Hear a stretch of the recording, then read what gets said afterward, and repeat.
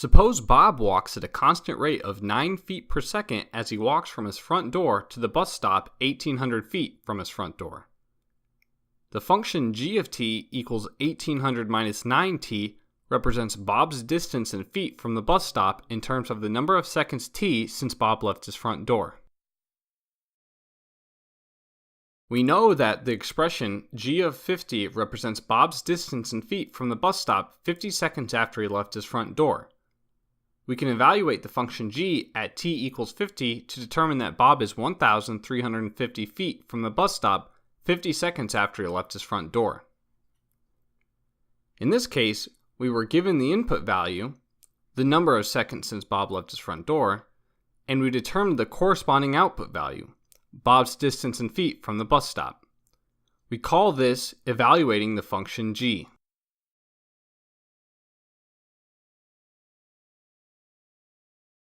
Now, consider the case where we know the value of g of t, Bob's distance in feet from the bus stop, and we want to know the value of t, the number of seconds since Bob left his front door. Suppose Bob is 270 feet from the bus stop. We can represent this by writing the equation g of t equals 270, but this equation does not tell us the value of t. If we want to know how many seconds Bob had been walking when he is 270 feet from the bus stop, we must solve the equation g of t equals 270 for t.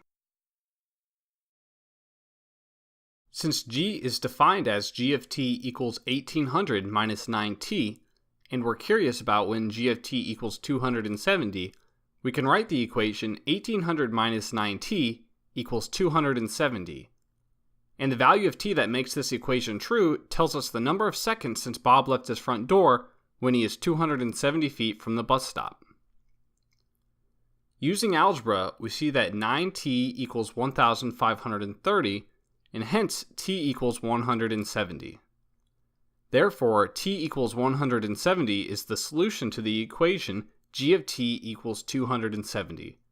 And this tells us that when Bob is 270 feet from the bus stop, he had been walking for 170 seconds. In this case, we were given the output value, Bob's distance in feet from the bus stop, and we determined the corresponding input value, the number of seconds since Bob left his front door. We call this solving.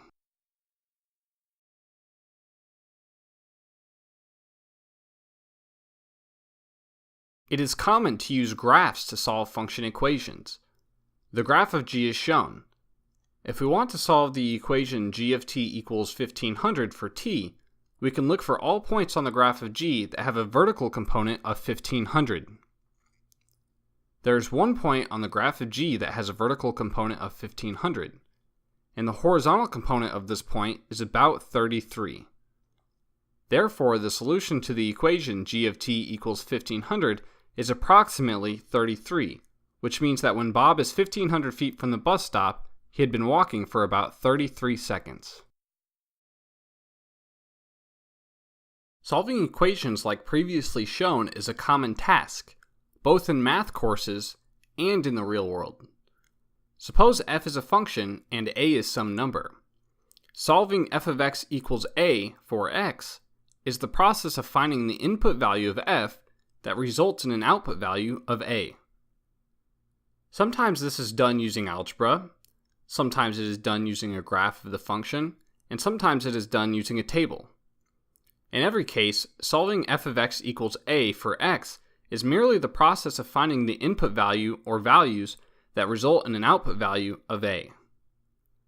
This is often very useful, and you will often need to solve such equations when you know the output value of a function and you want to know the input value that produced that given output value.